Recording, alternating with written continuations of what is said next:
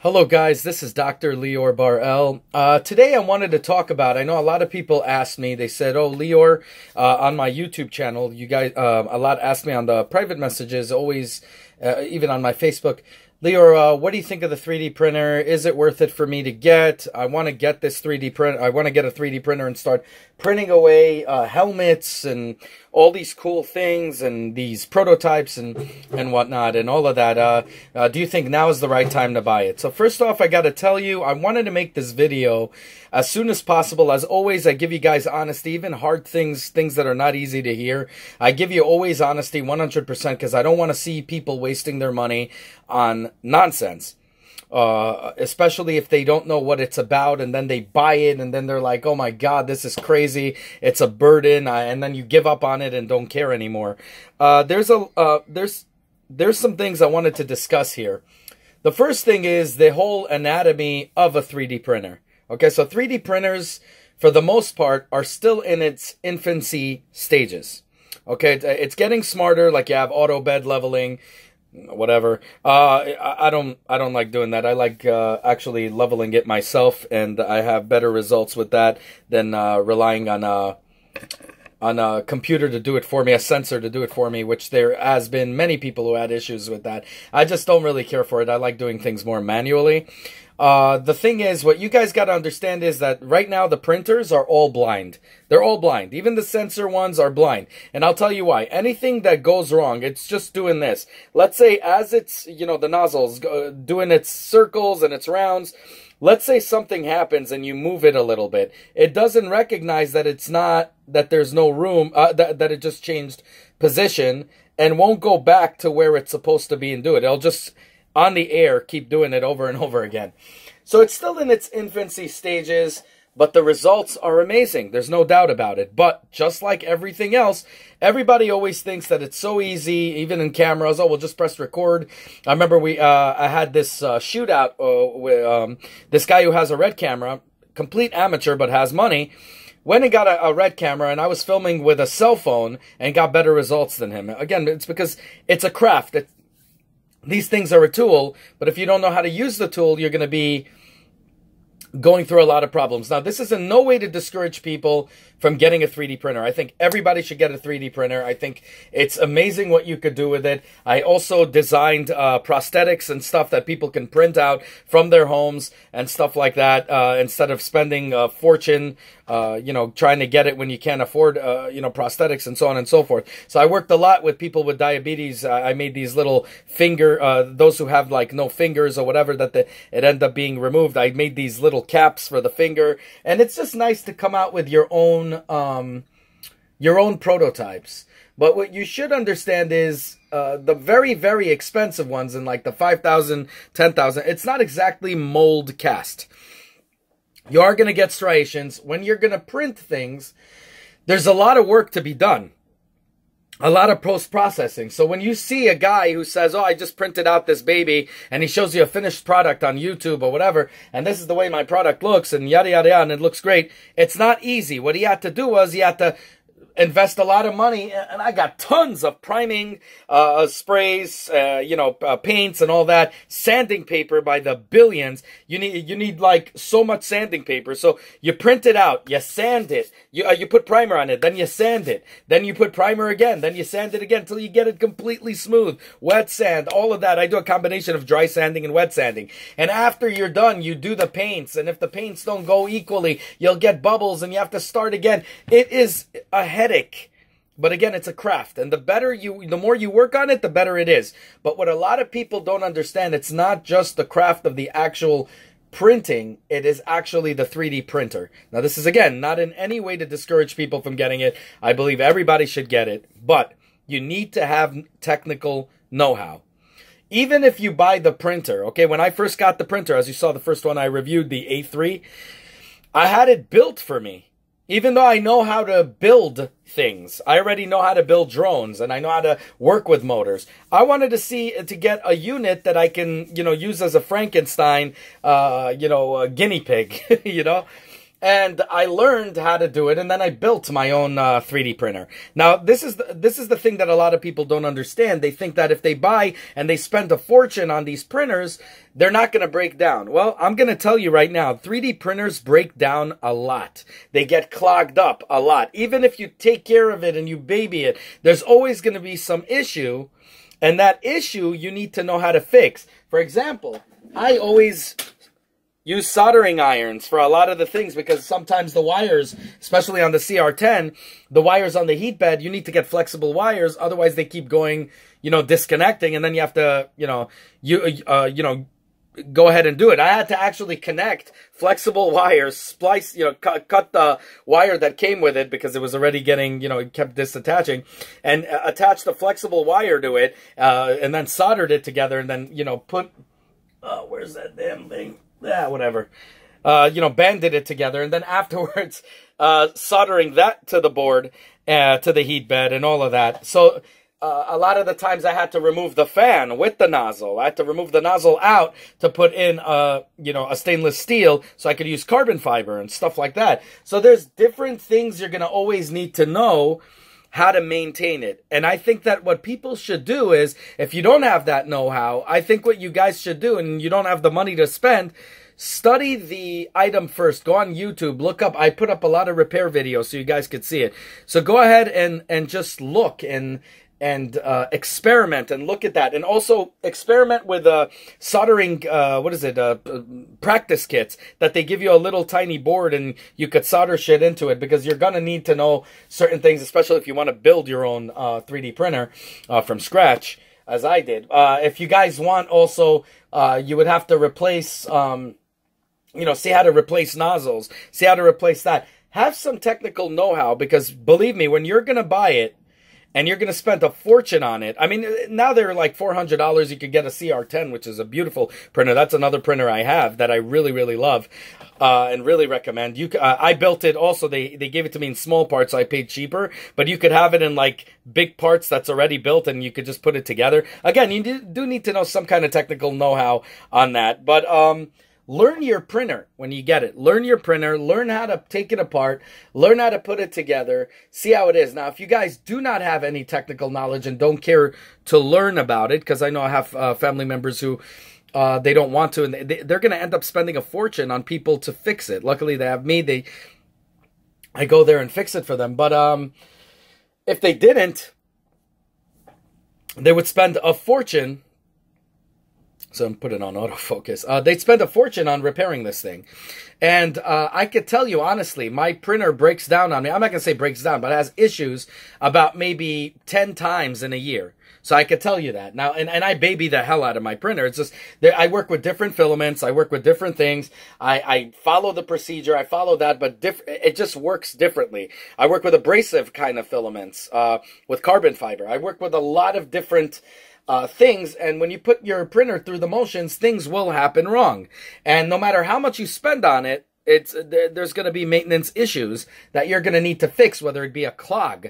There's different ways to fix a clog. For example, there's a way I showed you guys in one of the videos that you take like a wire and you go up in the nozzle and you could free the simple clogs. But what happens if you have a big clog, or even into the Bowden tube? When I showed you guys, it gets clogged to the point that it melts and you can't remove it and never will come out, to the point that you're going to have to remove the whole thing out, and you can't do it. It's hard to remove. And I show you guys every kind of variation. All of these things will happen. They're part of the maintenance issues, and you guys need to know how to operate that. If you guys don't want to put in the time for it, it's not that you're lazy. I understand we all have busy lifestyles and all of that stuff, so I totally get it. And I myself didn't have the patience when I first started, with anything electronics. I mean, I build computers now. I do this, I do that. But before I built computers, I didn't have the patience. My mom would even tell you, if you ever asked her, I went so berserk till I built a computer. Nobody could talk to me because I was so ticked off till I built it. So it's like, it puts you in a state that not everybody wants to be in, and I totally get it. But in order to own a 3D printer and to know how to have it for a long time, and not just spend your money and just say, oh, once it's broken, screw it, I'm just going to leave it to collect dust, which I know many people that did. So I would say it's not worth it. But if you guys want to invest in this whole ecosystem of things that you're going to need to know how to upgrade it, how to, like I'm going to show you guys how I'm doing the Z-Access. I got an upgrade kit for it for the CR10. So you need to know how to upgrade things. You need to know how to maintain things. And the maintenance is not just, you know, regular maintenance. It takes technical know-how, especially if, let's say, the bands break or whatever. You need to know how to tighten it. What's the magnitude of that tightness, how to put it on, how to make the frame, how to build the frame, the Z-axis, how to level it with a leveler, how to level the bed with a credit card. Not a lot of people know that. They use rafts. A lot of the people I work with, they use always rafts, even on the smallest parts, and they're wasting plastic because they don't know how to level properly the bed. And if you know how to level it, you will save a ton on the plastic. So again, there's some workarounds, but again, you need to know the technical know-how. My recommendation is to study it. So when I give you guys a review and I tell you I give this a 10 out of 10, a 9, an 8 out of 10, I don't think I ever gave anything a 10 out of 10 but on the 3D printers. But the CR10 pretty much equals 10. I mean, there's issues. There's definitely issues. I wouldn't give it a fully 10, but unless you know how to use it. The thing is, you need to have that technical know-how. And once you do, you'll be able to produce these awesome prints that you'll be able to do things. I mean, I'm going to show you guys. Here's my first print. I'm going to show you. Let me just pause this right here. Okay, guys, this is my first print. Now, guess how long it took me? It took me months to do this. It took me so many tries to get this correct. Okay, to get this correct, it took me so many damn tries you would not believe it. All right, to print this correctly. So I needed to know how it goes into my head and so on and so forth. You see, so, there you go. I wanted a tight fit, but, there's like a trick. There you go, to remove it. But I built this a while ago, so obviously my head probably grew a little bit, but it still fits perfectly and perfectly tight. And it took me about maybe 50 tries with this, sorry, 50, what am I saying, 50? 20, 22, 23, something like that, tries to print this baby correctly. And I'm talking about this part and this part I printed whole, which now when that I'm a little bit more pro on these things, I print them out in smaller parts. But with the CR10, you have that build volume, so you really want to take advantage of it. But that's the thing. So it's like you learn as you go, but then you waste spools upon spools of plastic. That's pretty expensive as well. So, you need to understand that you're not just putting the money behind the printer, you're also putting it behind the plastic. So if it's your first time, be prepared to make a lot of screw-ups and be prepared to go through those plastic spools like butter. Okay, I mean, you're going to go through them fast, and they could be costly. They're about $20. Some, I showed you guys on, what was it, Ziltech. They make great, I did a review on that. They make great, material that you can use. That's cheap. That's like $10. They have sales sometimes, so they have them for like $10.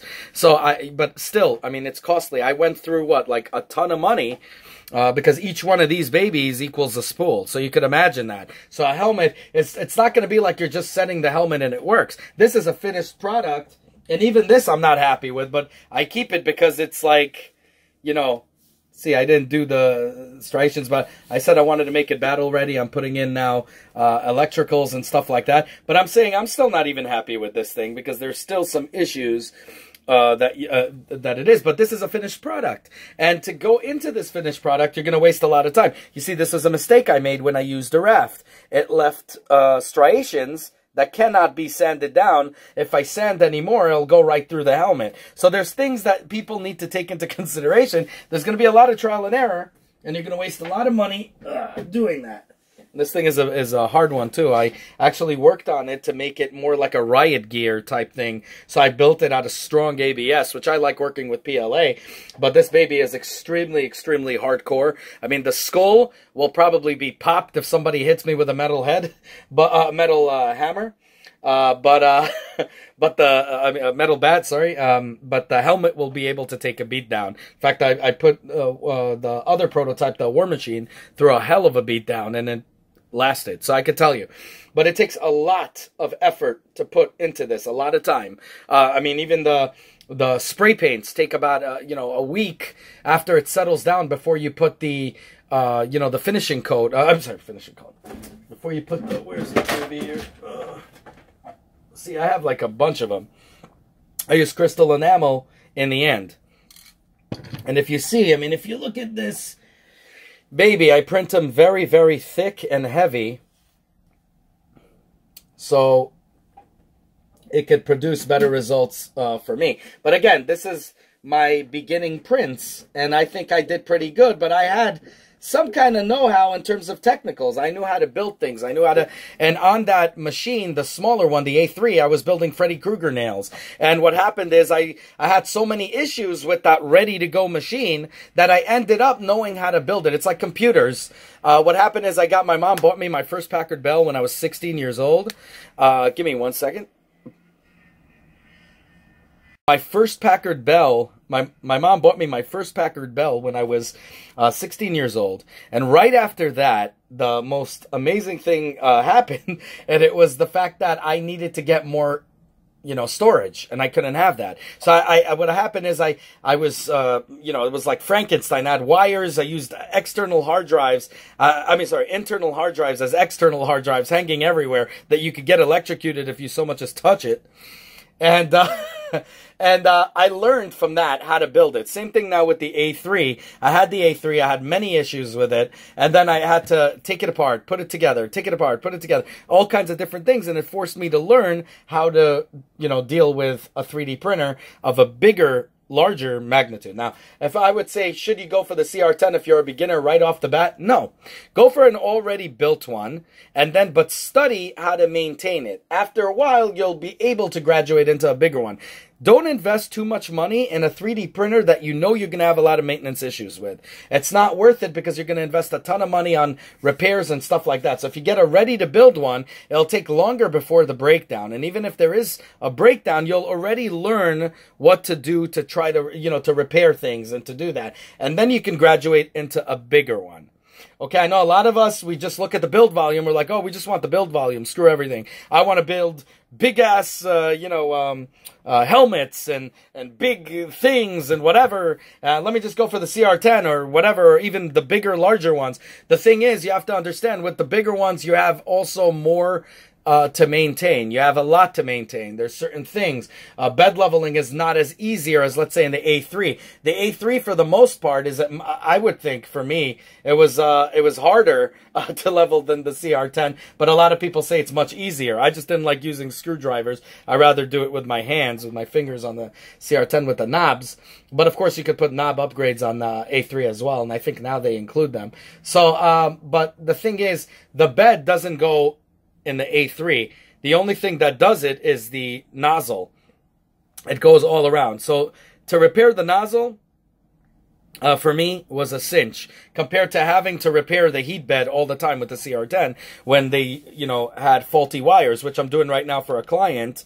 I'm actually repairing the wires here because his wire, the wire that comes with the CR10 has major issues. It's not made with flexible wires. So no matter if you use it on extended prints, especially this baby, this is another thing people don't realize. This took, 4 days to print. Okay, 4 days to just print without the faceplate. With the faceplate, it took about another day. So we're talking about a 5-day just print. Now, if you're doing it 20 times, 22 times, multiply that by 5 days, you got a crap ton of time that you wasted on a print. It takes forever. It's not instant. It's not mold casting. So you have to understand that it's better to start with the smaller ones because you'll be forced to make smaller prints and not go crazy and go into big prints. And it'll take you less time, and therefore you could spend that time working on benchies or working on things like Freddy Krueger stuff or whatever. You can even do the Iron Man. You just have to do it in smaller parts and put it together with Gorilla Glue, which, to be honest, is pretty cool. So, I mean, you could do so much stuff with the smaller one, and it's cheaper. And, you'll take less time, and therefore you could do more projects and get better at your craft before you go and invest on a bigger machine that's going to take you longer time. And the longer it prints, the more chances it has of screwing up. You understand? That's what I got to tell you about that. Anyways, let me know what you guys think down below. Anyone that prints, that has a 3D printer, I'm sure could agree with me on that. But if you're just starting out on 3D printing, you're looking to get one, start with something like the A3. Because, you know, the bed won't be disconnected that easy. It's actually built very, very solidly. The only thing that could happen is clogs. And the clogs is easy to fix. That's all the issue. I mean, I've had this for almost, 2 years. And I haven't had any issue with the A3 at all, except for clogging. So it does clog, especially if you don't take the precaution to cool it down and you just shut it off right after it's done, then you're asking for it. You have to cool down afterwards, make sure you maintain it all the time, make sure you clean it after a long print. It's always good to maintain it with a nice little clean, using wire or something going up on the nozzle. Just always make sure you maintain it. This will teach you how everything works, and then you could graduate and go into the next portion, which is you know, the CR10. I would think is a nice mid-range. I know some people will say no, it's a pro range, but no, there's bigger printers out there that are much bigger. Also, remember that your spool, a lot of people don't know how to replace spools in the middle while it's printing. Okay, so that's another issue. Okay, it really is. It's another issue. And what do I mean by that? It's if the bigger the build volume is, it goes past, let's say, the spool. So you're going to need to know how to replace it without stopping the print. I don't do the stop prints. I go right into it, because what I found is when I do the stop prints, for some reason, every time I put filament in, sometimes the Z-axis drops and it ruins the whole thing, and then you can't print anymore. It's not worth it. So I just do it. I feed it. I cut. When it comes near the end, I cut it. I wait till it goes in, and I follow it up with the new one, and it goes right in, and no issues. That's for me. That works for me.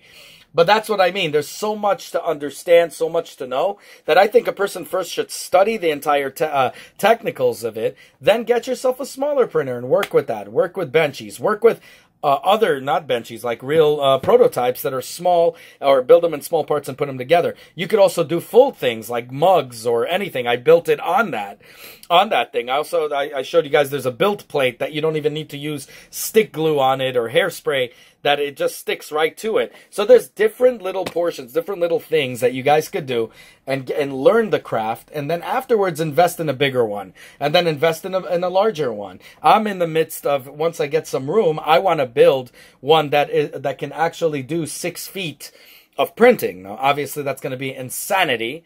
And I wish they come out with bigger, gigantic, ginormous spools, so you don't have to always worry about changing it and everything. But there's so many things. I mean, I have an alarm that tells me when my filament's about to run out. But still, it's annoying because you can't control that. You go to sleep, you leave it unattended. You have to also make sure that it's in a place that's not a fire hazard. If you have carpets or whatever, I mean, I wouldn't leave it unattended. Nothing ever happened. I never had fires or anything, but I would never leave it unattended in a place like that. That's why my place has no carpeting. Nothing that's flammable that's on the around its surroundings of the 3D printer. So when I built that 6-footer, I'm gonna, make sure that it's outside or something like that. Now, you also have to understand if you're working with ABS, it's gonna stink up your house with fumes that are extremely toxic. Now, all fumes are toxic, even from PLA, but they're not as bad as, let's say, ABS or carbon fiber. Even the smells that it gives off is just insanity. So all of these things you have to take into account. Study what is the positives, what is the negatives. A lot of the times I had friends of mine who said, oh my God, I can't believe I spent so much money. I could have just got an Iron Man all ready to go. Some guy would have done it for me for $300, but it would have saved me a ton of money because I spent over $800 on the printer and the spools that I had to do, and it still didn't come out as beautiful as that. So you have to understand there's so many. If you're just getting it for one thing, or, you're telling yourself and you're being a little bit ambitious, but at the same time, it's not a realistic ambition, I wouldn't invest money on this. If you're here to make, you want to make prototypes, you want to make a difference, you want, I do it like prosthetics and stuff like that. But if you want to also use it for other things like household items and stuff like that, and or something cool, and you really enjoy it, and and you understand that you're going to need to put time and effort into it, into working the craft, then definitely get it. Anyways, that's all I got to say about that. Let me know down below. Definitely, as always, I give you guys honest reviews. The only thing I ask for, I don't do Patreon or any of that garbage. That's why I give you honest reviews. I don't owe anybody anything. The only thing I ask is that you support the channel, make it grow. Subscribe, like, and hit the bell button, as many more videos are to come. I cover, as you can see, a ton of array, anywhere from mental health to spiritual, to unboxings, to technology reviews, all kinds of things. I do game reviews, in-depth game reviews, all of these things. So it's like the one-stop shop for everything. And that's pretty much what it is. So definitely subscribe, like, show some support and love for the channel, and hit that bell button, as many more videos to come. Have a good one, y'all. Take care. Bye.